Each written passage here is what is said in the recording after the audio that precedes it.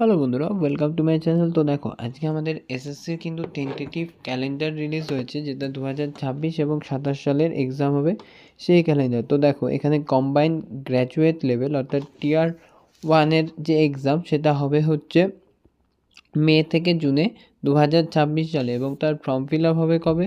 March 2026 থেকে April 2026-এ। Next আসি selection পোস্টের এক্সামিনেশন, অর্থাৎ যেটা ফেজ 14। ওকে, সেটার ক্ষেত্রে ফর্ম ফিল আপ হবে মার্চ 2026 থেকে এপ্রিল 2026, এবং এটার টেন্টেটিভ যে এক্সাম ডেট দেওয়া হয়েছে সেটা হচ্ছে মে থেকে জুলাই। নেক্সট হচ্ছে আমাদের সিএইচএসএল।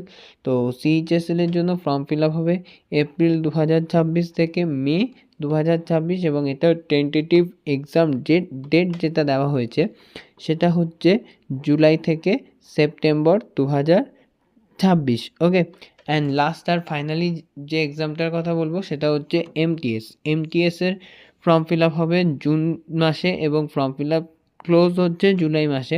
আর এক্সাম ডেট দেওয়া হয়েছে সেপ্টেম্বর থেকে নভেম্বর 2026। অর্থাৎ টোটাল কিন্তু এবছরের এসএসসি এক্সাম কবে কবে হবে সেগুলোকে নিয়ে একটা টোটাল ক্যালেন্ডার বেরিয়ে গেছে, এবং এই যে ডেটগুলো এখানে এসেছে এগুলো সবগুলোই টেন্টেটিভ ডেট, কিন্তু এই সেম ডেটেই কিন্তু তোমাদের যে পরীক্ষা হবার কথা সেগুলো কিন্তু এবারে নির্দিষ্ট টাইমে হয়ে যাবে। কারণ আগেরবার এসএসসি কিন্তু কিছুটা হলেও ডিলে গেছে, এবারে কিন্তু আর সেটা হবে না। ওকে, তো এরপরে যখন এসএসসির নোটিশ আসবে, সেটা ফেজ এক্সাম হোক বা সিজিএল হোক, সেটা নিয়ে আমি তোমাদের ভিডিও করে দেবো।